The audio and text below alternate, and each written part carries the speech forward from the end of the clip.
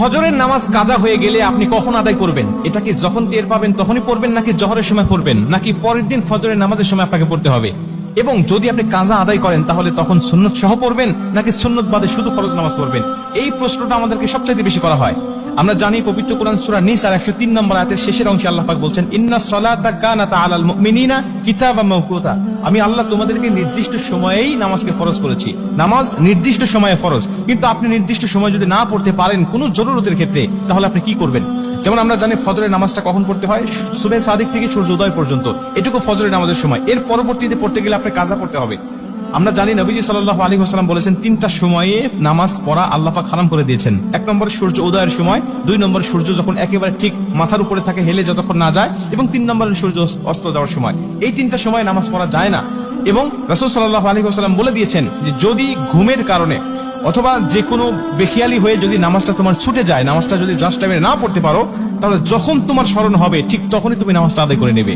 তোমার ফজরের নামাজ কাজা হয়ে গেছে, তুমি ঘুমের কারণে টের পাও নাই, 8টা বেজে গেছে, 9টা বেজে গেছে, এখন তুমি জোহরের নামাজের জন্য অপেক্ষা করবে না।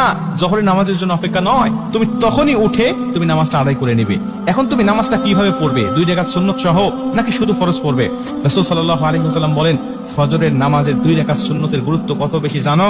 আম্মা জানা আয়েশা বলেন যে সমস্ত দুনিয়া এবং দুনিয়ার মধ্যে যা কিছু আছে সবকিছুর থেকে ফজরের নামাজের 2 রাকাত সুন্নতের দাম আল্লাহ পাকের কাছে অনেক অনেক বেশি।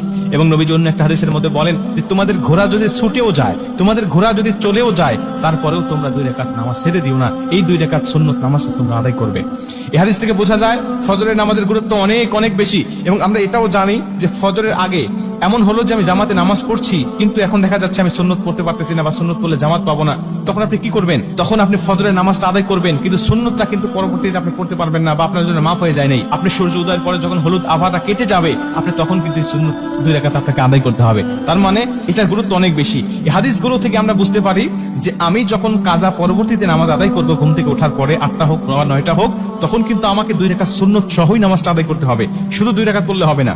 কিন্তু যদি এমন হয় যে আপনি জোহরের আগে আর পড়তেই পারলেন না, জোহরের পরে আপনি এই ফজরের নামাজটা আপনার কাজা তুলতে হচ্ছে যে কোনো কারণে, তাহলে জোহরের পরে যদি হয়ে যায় তখন আর আপনার এই 2 রাকাত সুন্নত পড়তে হবে না।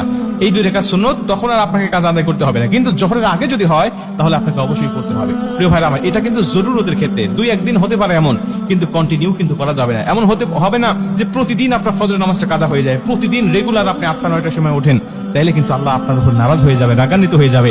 হঠাৎ 1 দিন 2 দিন আপনি উঠতে পারেন নাই ঘুমের কারণে, বা বেখিয়াল বশত কারণে আপনি উঠতে পারেন না, বা নামাজ টাস টাইমে পড়তে পারেন নাই, তখন এই সমস্ত মাসআলা আপনার জন্য হবে। কিন্তু রেগুলার যদি আপনি নামাজ কাজা করেন, তাইলে কিন্তু আল্লাহ আপনার উপর নারাজ হয়ে যাবে।